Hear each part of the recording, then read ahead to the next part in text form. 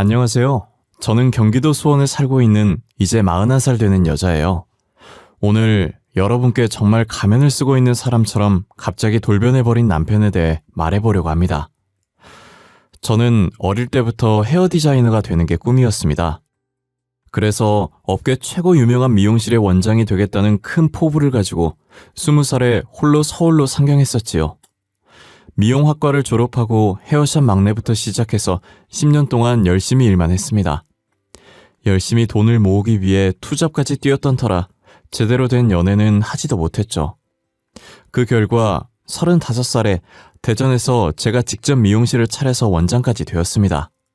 그리고 제 나이 40이 되던 해 남편을 처음 만났습니다.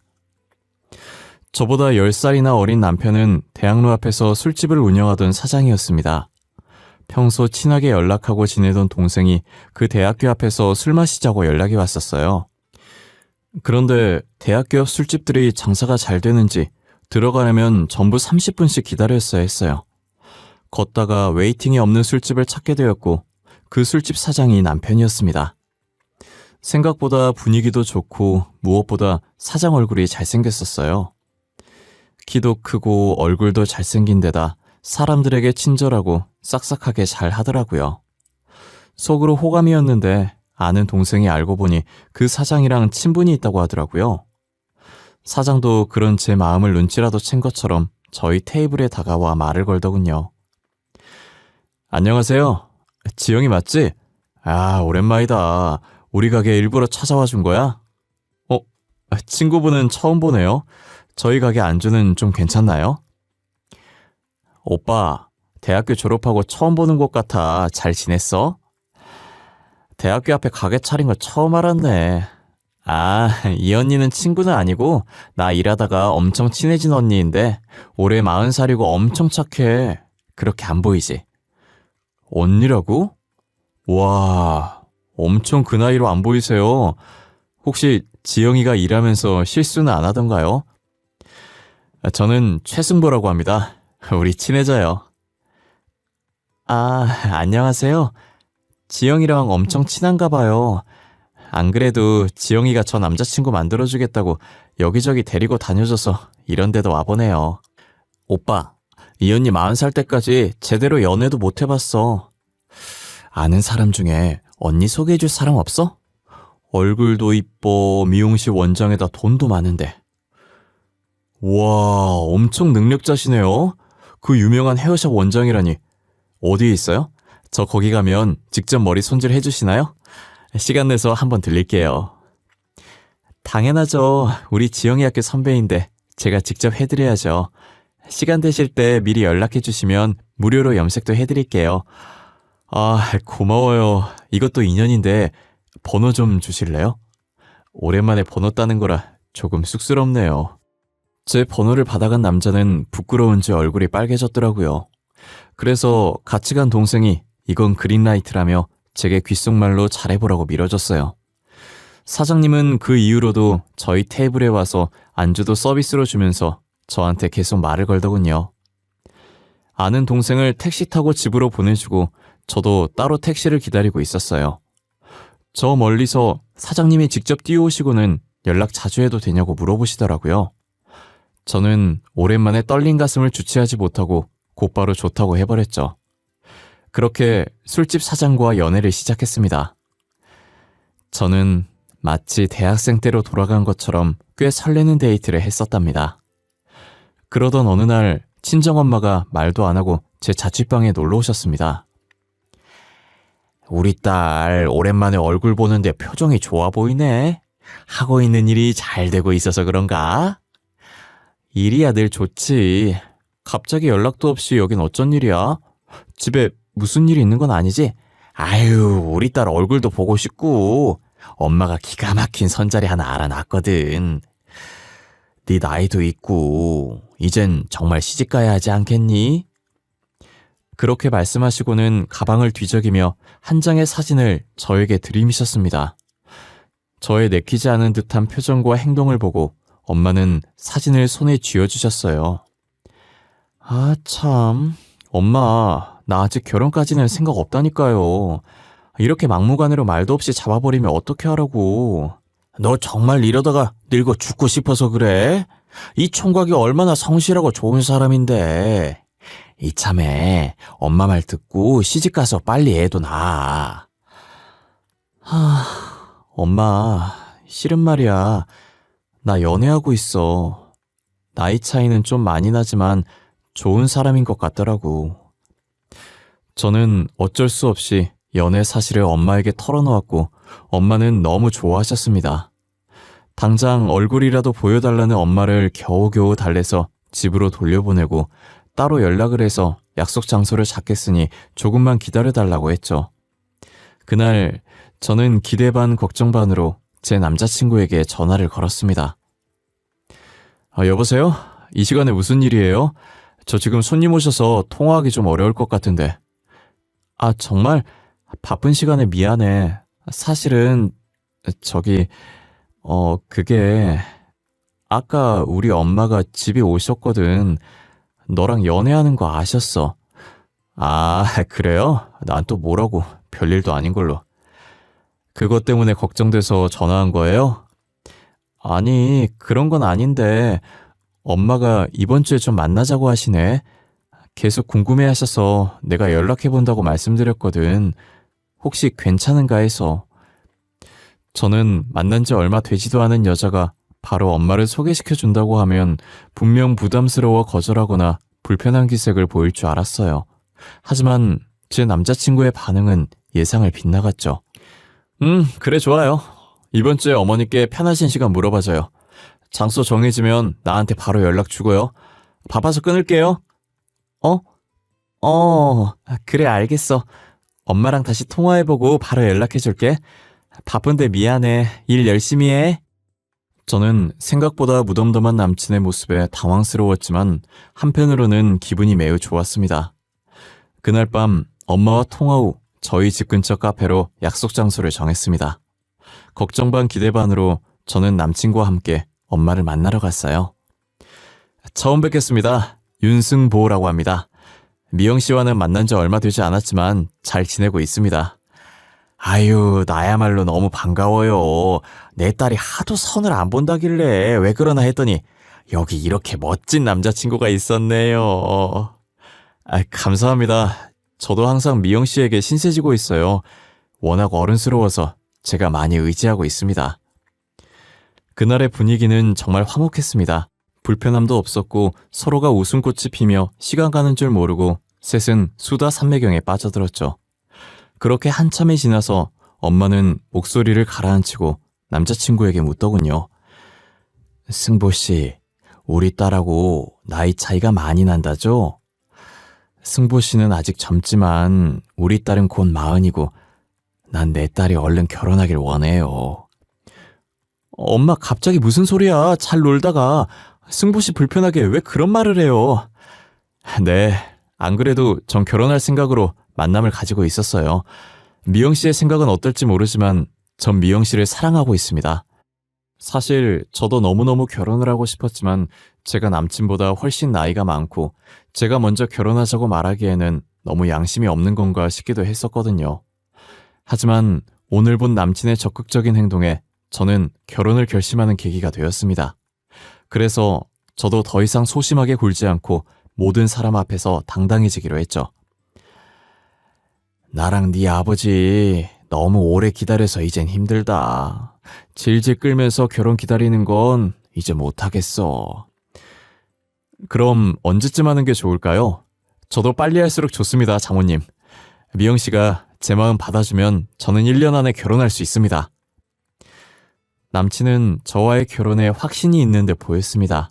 그리고 얼마 후 서로 결혼까지 약속하였고 남편의 집에 정식으로 인사를 드리러 갔습니다. 하지만 저희 부모님을 만날 때마다 훨씬 긴장되고 어려웠으며 다리가 떨리기까지 했습니다. 처음 뵙겠습니다. 박미영이라고 합니다. 어서 와요. 승보랑 같이 여기 앉아요. 어머님은 떨떠름한 표정으로 대충 인사를 해주셨고 저는 살면서 가장 불편한 식사를 했습니다.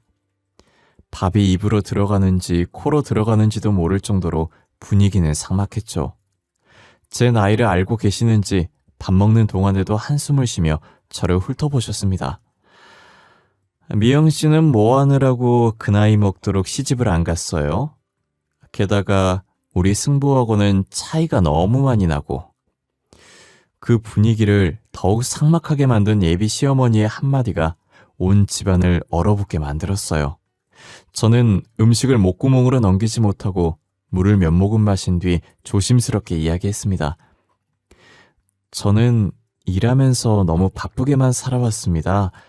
그러다가 우연히 승보 씨처럼 좋은 사람을 만났고요. 맞아. 우리 미영 씨 지금 유명한 미용실 원장이란 말이야. 그러니까 바빠서 지금껏 연애를 못한 거지. 미용실 원장이고 뭐고 나이 차이가 이렇게 많이 나는데 결혼해서 애 낳아도 완전 노산 아니냐고. 어머니, 그건 저희가 노력 많이 해보겠습니다. 너무 걱정 마세요. 그리고 요즘은 의학도 발달해서 그렇게 크게 어려움은 없을 거예요.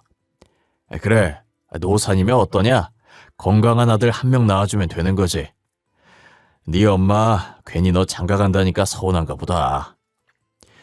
어려울 거라는 예상은 했지만 이렇게까지 어려울 줄 몰랐습니다.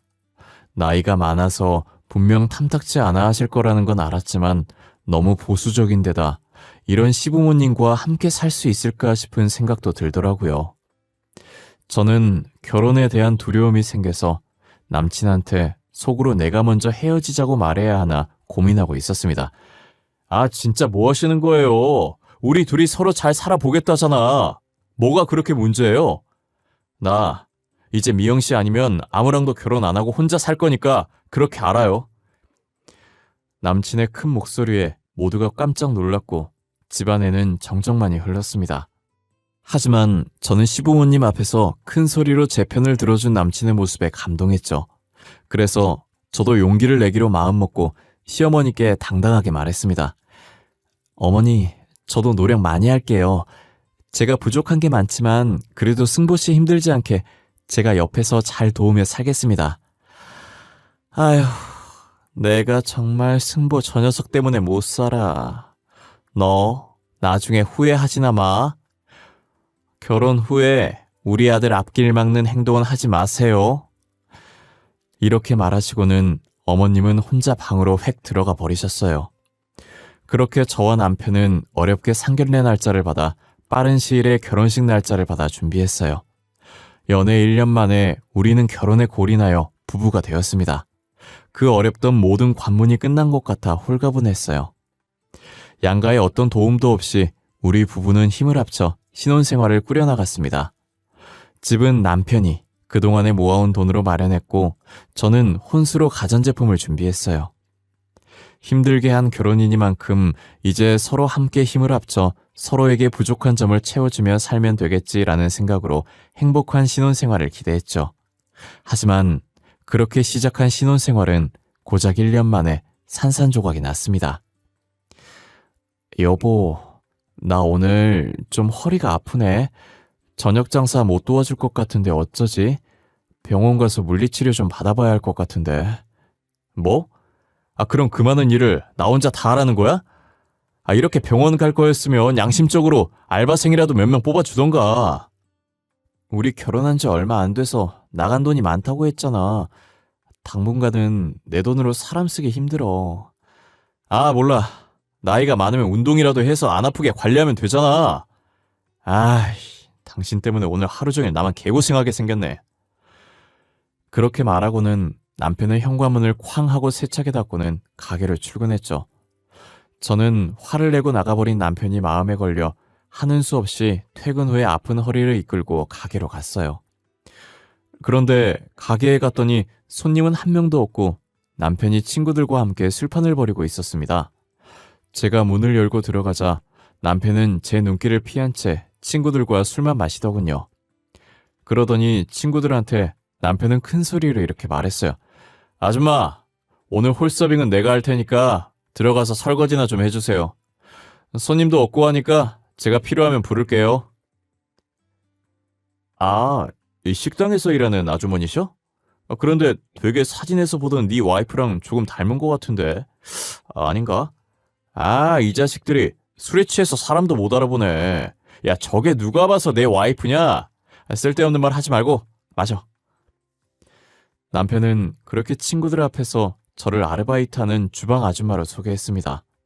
얼떨결에 주방으로 들어간 저는 말 한마디 걸지 못하고 소리 없이 한참을 울었죠. 그렇게 친구들의 술판이 끝날 때까지 저는 주방에 틀어박혀 있기만 했습니다. 그 뒤 친구들을 집으로 보내고 남편이 주방으로 들어왔어요. 뭐야, 허리 아파서 못 온다더니 여긴 왜 왔어? 퇴근하고 병원 가서 물리치료 받는다며. 할 말이 고작 그거야? 아까 친구들 앞에서 왜 그랬어? 나를 주방 아줌마로 소개하던데 뭐 하는 짓이냐고. 그래, 미안해. 술 마시고 하도 정신없어서 그랬어. 그만하고 집에 가. 여긴 내가 마무리하고 갈게. 한숨 쉬며 저와 대화를 피하려고만 하는 남편을 보니 더 화가 나서 소리를 질렀습니다. 아까 친구들 앞에서 왜 그랬냐고 내가 묻잖아. 똑바로 대답해. 내가 여기서 일하는 주방 아줌마야? 아, 진짜 몰라서 묻는 거야? 네 꼬라지 보니까 친구들한테 쪽팔리니까 그러지. 대체 옷은 왜 그렇게 입고 오는 건데, 어? 뭐? 내가 쪽팔려? 뭐가 그렇게 쪽팔려? 나 오늘 허리 아픈데 당신 도와주려고 바로 가게에 온 거잖아. 나이 많다고 광고하고 다녀? 옷은 그렇다 쳐. 손목 보호대, 목에 붙인 파스. 친구들한테 아예 할머니랑 사귄다고 말할까? 하여튼 나이가 많아서 골골대기만 하고. 아유. 그렇게 말하는 남편을 보면서 이 결혼은 더 이상 행복하지 못할 것이라는 확신이 들었죠. 그 일이 있은 후 저는 트라우마가 생겼고 특히 남편의 친구들 눈에는 절대 띄지 않게 노력했어요. 그래서 저희 생활비에서 있는 돈 없는 돈을 긁어 모아 아르바이트생 2명을 구해줬습니다.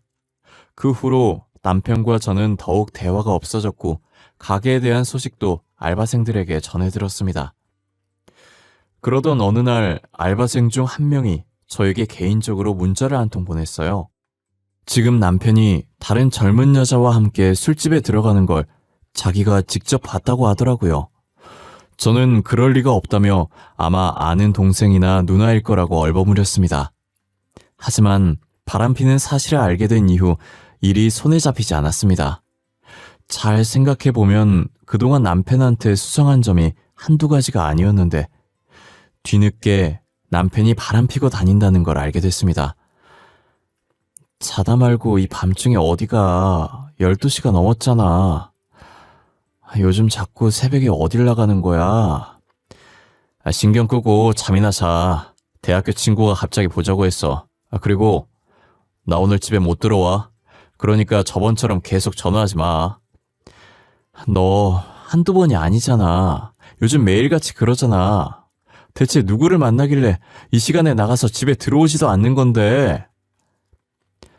남편은 제 말에 대꾸도 하지 않고 나가더니 또 연락이 없었습니다. 어쩌다 겨우 연락이 닿으면 바로 가게로 출근하겠다면서 끊어버리기 일쑤였죠.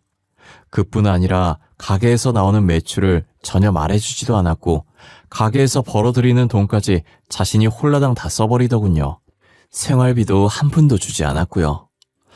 저는 문자를 보내준 그 알바생을 직접 만나서 이것저것 물어보고 싶었지만 남편보다 10살 많은 나이 때문에 주변에서 어떻게 나를 볼까, 혹시 이혼하게 되면 평생 혼자 살 수 있을까 이런저런 생각 때문에 결국 알바생에게 더 묻지는 못했습니다. 그냥 애써 무시했다는 게 맞겠네요. 스스로 자신감이 없던 탓에 남편의 외도 사실을 애써 모른 척했습니다. 여보, 왜 자꾸 당신 수입 나한테 말도 안 하고 혼자서 다 쓰는 거야? 우리 빚도 많이 남았어. 같이 한 푼 한 푼 모아서 빚 갚아 나가야지. 어디에 그렇게 쓰길래 매일 돈 없다고 그래. 내가 당신한테 일일이 그런 거 보고해야 해? 제발 신경 좀 꺼. 나도 당신이 뭘 하고 다니던 전혀 터치 안 하잖아. 우리 부부야. 부부 사이에 서로 신경을 안 쓴다는 게 말이 되니? 내가 당신한테 많은 거 바라는 거 아니잖아. 그럼 난 뭐 큰 거 바라냐? 그냥 내가 뭘 하던 간에 신경 좀 쓰지 말라고. 너도 어디 가서 돈 쓰고 그렇게 살아. 나만 뭐라 하지 말고. 또다시 자리를 피해 방문을 열고 나가려는 남편을 붙잡고 이대로는 도저히 안 되겠다 싶어 떨리는 목소리로 남편에게 처음으로 말했어요. 너 설마 여자 생겼어? 그래서 그러는 거야? 요즘 돈 많이 쓰는 것도 여자 만난다고 쓰는 거니? 제발 아니기를 제발 아니라고 거짓말이라도 해주길 바라면서 대답을 기다렸지만 남편은 제 눈을 피하고 대답하지 않았습니다. 그리고는 집을 나가버렸어요. 그렇게 남편은 한동안 돌아오지 않았고 제가 전화나 문자를 남겨도 답장 하나 없었습니다. 알바생들에겐 남편이 가게에 출근했다는 소식만 전해드렸어요. 며칠 뒤 또다시 남편의 바람핀 현장을 목격했다는 연락이 심심찮게 오더군요. 그렇게 한 달이 지났습니다. 드디어 남편이 집으로 들어오더군요. 전화도 안 받고 문자도 씹고 뭐 하자는 거야? 내가 얼마나 걱정했는지 알아? 우리 다 터놓고 얘기 좀 하자, 응? 제발 여보. 남편은 애원하는 저를 보지도 않고 침대에 드러누워 핸드폰만 만지작거렸어요. 이제 아예 내 얼굴을 보지도 않네. 너 진짜 이렇게 막 나가는 사람이었어? 이렇게 할 거면 나하고 결혼 왜 했니? 아, 야, 이제 나한테 그 어떤 잔소리도 하지 마. 그럼 또 나가서 네 연락 아예 다 씹어버릴 거야. 남편의 집을 나가버리겠다는 협박에 저는 말을 멈출 수밖에 없었습니다. 하지만 그것보다도 더 참기 힘들었던 건 남편이 이제 대놓고 바람을 핀다는 거예요. 아무 때나 장소와 시간에 얽매이지 않고 여자를 만나러 다녔고 급기야 제 앞에서 여자와 전화통화하는 것도 서슴지 않아 있습니다. 보다 못한 제가 마지막 자존심을 버리고 남편에게 빌다시피 말했어요. 내가 잘못했어 여보. 제발 가지마. 응? 당신한테 잔소리하지 않을게. 당신 귀찮게 하지 않을게. 그러니까 우리 다시 시작해보자. 응? 그만해. 나도 너 때문에 지친다고. 나이 많은 너랑 살면서 내가 얼마나 숨이 턱턱 막혔는지 알아? 나도 이제 어린 여자 만나서 새로 시작하고 싶어. 그러니까 좀 귀찮게 하지 마. 그래도 이건 아니잖아. 난 당신 와이프잖아. 어떻게 그렇게 말을 해? 그 여자가 뭐라고 나한테. 헤어지자. 이제 못 참겠다. 안 그래도 말하려고 했는데 지금 말해야겠네. 내가 만났던 애가 얼마 전 임신을 했어. 그래서 걔랑 결혼해서 같이 키워야 해.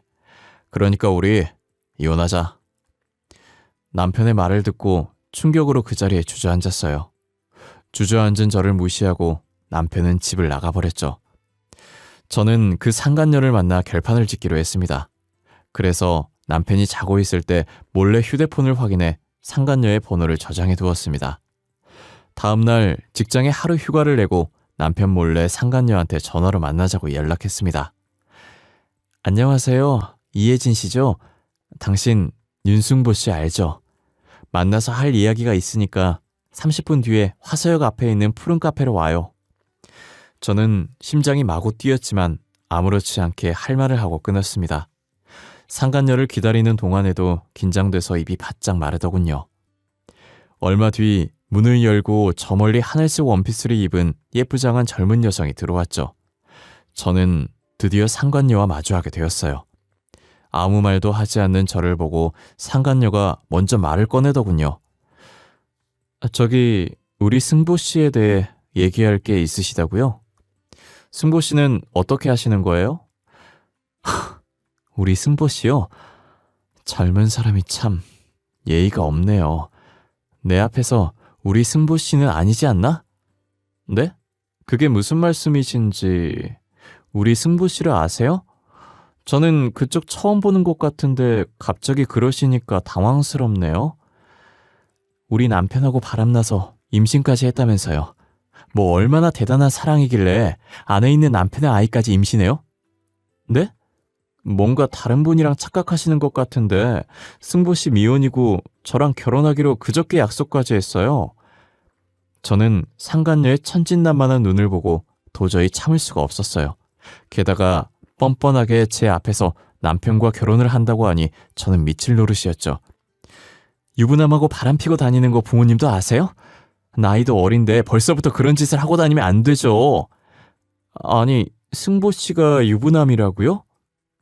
그럴 리 없어요. 승보 씨는 제가 처음이라고 했다고요. 그리고 저랑 함께 살고 있는데 어떻게 그 말을 믿어요? 정말로 유부남이란 건 몰랐다며 눈물을 뚝뚝 흘리는 상간녀의 말에 저는 어이가 없었습니다. 이런 젊고 어린 여자한테 자기가 유부남이란 것도 속이고 대체 무슨 생각으로 그 짓을 한 건지, 그저 불쌍한 여자의 인생을 망쳐놨구나 그런 생각만 들더군요. 그리고 남편에 대한 실망감에 손이 떨렸습니다. 제대로 복수해야겠다고 결심하고는 조용히 핸드폰으로 어플을 켜서 모든 대화를 녹음하기 시작했어요. 그리고 상간녀한테 진정하고 남편에 대해 아는 사실을 전부 말해보라고 했죠. 2달 전에 제가 남자친구와 헤어지고 혼자서 승보 씨 가게에서 술을 마셨어요. 승보 씨는 제 옆자리로 오더니 제 이야기를 들어줬고요. 저는 두 사람이 나 없이 그동안 얼마나 재미있었을까 하는 생각에 이를 악물었죠. 곧이은 상간녀의 말에 남편이 왜 이 여자와 바람을 폈는지 검은 속내를 알 수 있었습니다. 알고 보니 승보 씨가 그 술집 사장이더라고요. 그 건물은 저희 아빠가 월세를 받고 있는데 1층에 세놓고 있다던 사장이 누군지 그때 처음 알았어요. 승보 씨는 이것도 우연이라며 제게 번호를 달라고 했어요. 우리 남편 가게가 예진 씨 아버지 건물이라고요? 이봐요. 예진 씨, 그러면서 뭐 이상한 낌새 못 느꼈어요? 전혀 못 느꼈어요. 우리 아빠랑 친분이 있다고 하니까 마음이 확 풀리더라고요. 말도 잘 통하고 자상해서 전남친보다 더 끌렸어요. 그리고 얼마 지나지 않아 실수로 아이가 생겨버렸고, 그래도 승보 씨는 자기가 책임을 져야 맞는 거라며 저보고 결혼하자고 그랬어요.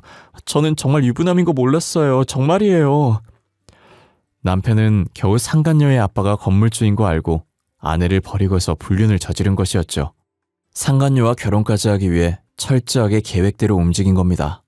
저는 모든 사실을 알게 되자 배신감과 수치심이 몰려왔습니다. 상간녀는 한참을 울며 이 상황을 받아들이지 못하는 듯 보였고, 충격에 빠져 일어나지 못하는 상간녀를 뒤로하고 저는 카페를 나왔어요. 그리고 바로 근처 부동산 가서 남편 가게 건물주에 대해 물어봤죠. 그러니 공인중개사가 그분이 근처에 엄청난 땅 부자라면서 이 대학로에 원룸 빌라 서너 채는 가지고 있다고 떠들어대더군요. 그래서 혹시 그 원룸 빌라 이름 아냐고 물어보고 검색한 다음 그 빌라에 걸어갔습니다. 도착하니 빌라 입구에 주인 직거래와 상간녀 아빠의 폰번호가 적혀있더군요. 전화해서 딸이 지금 어떤 상황에 처해 있는지 알고 있냐고 물었습니다. 그러니 갑자기 딸에 대해 왜 묻냐고 화를 내길래 전부 사실대로 말했어요. 당신 딸이 지금 내 남편과 바람을 폈고 그 사람의 아이까지 임신한 상태라고요. 처음엔 믿지 않고 화를 내며 오히려 저한테 악담을 쏟아냈습니다. 그러더니 직접 만나고 얘기하자고 저를 자신이 운영하는 대형 카페로 오라고 했습니다. 대형 카페에 들어가니 알바생이 사장님 좀 있으면 내려온다고 하더군요. 5분 정도 기다리니 키 크신 50대 아저씨가 저를 노려보면서 내려왔습니다. 당당하게 사실대로 전부 말했고 방금 녹음한 것까지 들려드렸습니다. 이제서야 현실을 자각하셨는지 제가 앞에 있는데 딸한테 급하게 전화를 하시더라고요. 야, 이예진, 너 지금 어디야? 너 지금 내가 들은 사실이 진짜야? 너 지금 유부남의 아이를 임신한 게 진짜냐고! 아빠가 너 그렇게 키웠어? 아빠 진정하고, 나 정말 그 남자가 유부남인 거 몰랐어. 정말이야. 그 사람이 나한테 작정하고 사기를 친 거라고. 양다리 걸친 것도 난 몰랐어. 아유, 어쩌다 그렇게 된 거야. 내 딸이 미혼모라니. 너 정말 몰랐어? 너 그 애는 어떡하려고 그래? 어? 유부남의 애를 어떻게 혼자 키우려고 그래? 아빠, 그 사람이 나한테 이제 결혼하자고 그러더라. 나한테 유부남인 것도 말 안 해놓고 임신됐으니 나랑 결혼하재. 아빠, 나 어떡해? 상간녀 아빠는 그 말을 듣고 곧장 제 남편에게 전화를 해서 쌍욕을 퍼붓더군요.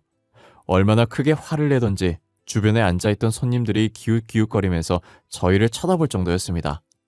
흥분을 가라앉히지 못한 채 남편에게 전화를 걸더군요. 네, 사장님 어쩐 일이십니까? 저한테 먼저 연락을 다 해주셨네요. 조만간 예진 씨와 찾아뵙고 드릴 말씀이 있습니다. 너 우리 딸 데리고 무슨 짓을 한 거야? 네가 감히 내 딸 인생을 망쳐? 니깎게 감히? 네? 아니 그게 무슨 말씀이십니까, 사장님? 사기꾼이라뇨? 제가 왜 사기꾼입니까? 긴 말 필요 없고 당신 같은 사기꾼한테 내 딸 시집 안 보낼 거야. 어? 내 딸이 미혼모로 살게 되더라도 절대 안 보낼 테니까 그렇게 알아. 그리고 계약은 끝났으니 그만 내 건물에서 당장 나가. 상간녀의 아버지는 그렇게 일방적으로 통보를 했고 남편은 하루아침에 가게를 나가게 되었습니다. 그 후 다른 가게를 오픈하려고 노력했지만 상간녀 아빠가 입김이 워낙 세서 다른 건물주들도 전화를 피하고 있었죠. 대학로 근처에서 자리 하나 못 구한 남편은 살려달라고 건물주한테 매일같이 연락했어요. 하지만 상간녀도 그렇고 상간녀 아빠도 남편을 아예 만나주지 않았죠. 모든 걸 다 잃었구나 생각이 들었는지 며칠 뒤 남편은 집에 들어와서 무릎 꿇고 빌더라고요. 여보, 그동안 내가 너무 잘못했어. 잠시 미쳤었나 봐. 장사 안 되니까 너무 힘들어서 눈이 돌아갔나 봐. 한 번만 봐주면 안 될까? 이제 와서 왜 그러는 거야? 그렇게 당당할 때는 언제고? 네가 그렇게 원하던 이혼서를 작성해놨으니까 내일까지 지장 찍어놔. 여보, 우리 다시 시작하자. 내가 정말 잘할게. 2번 다시 바람도 안 피우고 당신만 바라볼게. 나 진짜 정신 차렸어. 정말이야. 너 진짜 웃긴다. 늦어도 한참 늦었어. 구질구질하게 굴지 말고 얼른 도장 찍어. 그리고 네 부모님한테는 네가 직접 말해. 저는 남편 얼굴에 이혼 서류를 던지고 친정으로 갔습니다. 엄마는 모든 상황을 듣고는 급하게 결혼시킨 자기 잘못이라며 제 손을 잡고 우셨어요. 아버지도 눈물을 흘리시며 제 손을 잡아주셨습니다. 그렇게 저희 가족은 한참을 울었어요. 엄마가 이혼할 때까지 남편이 있는 그 집에는 가지도 말라고 하셨어요. 따로 집을 구하기 전까지 당분간 친정에서 출퇴근을 하며 다시 일상을 되찾으려 노력했습니다. 미용실 직원들과도 더 힘차게 지내려 노력했고 직원들한테도 굳이 이혼 사실에 대해 숨기지 않았습니다. 그러던 어느 날 미용실에 예기치 못한 사람이 찾아왔어요. 아이고, 미영아, 미영아, 나랑 이야기 좀 하자. 아들이 말한 게 전부 사실이냐? 내가 듣고도 믿기지가 않아서 너한테 찾아온 거야. 그러더니 하는 말은 이혼은 절대 안 된다고 하시는 거예요. 손님들도 여러 명 계신 상태였고 보는 눈도 많으니 얼른 나가라고 말씀드렸습니다. 이미 이 사실을 알고 있는 몇몇 직원들도 어머니한테 돌아가라고 부추겼지만 꿈쩍도 안 하고 우시더라고요. 상황은 심각해져 손님들도 관심을 가지시니 어머니한테 점점 화가 났습니다. 어머니, 정말 왜 이러세요? 아들한테 설명 제대로 못 들으셨어요? 다 그 사람 자초한 일이라고요. 어머니가 이러셔도 바뀔 거 하나 없어요. 아유, 들었어. 그래도 부부가 이런 거 눈 감아주고 사는 거지. 막말로 네가 나이만 그렇게 안 많았어도 아들이 그렇게 한눈 안 폈을 거 아니야. 뭐라고요? 지금 무슨 말 하시는 거예요? 남편 바람핀 게 저 때문이라고요? 제가 몇 번을 참아줬는지 아세요? 우길 걸 우기셔야죠. 아유, 내가 이렇게 빌어도 안 되겠니? 내가 우리 승부를 너무 아낀 나머지 아유, 애가 잠시 미쳤었나 봐. 승부도 지금 반성 많이 했어. 내가 나이도 많고 손주는 보고 눈을 감아야 하지 않겠니? 손주 만드셨잖아요. 잘난 아들이 자기 인생 한번 펴보겠다고 아무 잘못 없는 여자의 꼬드겨서 임신까지 시켜놓고 양심도 없으시네요. 우리 아들이 그러는데 그 아이 유산했대.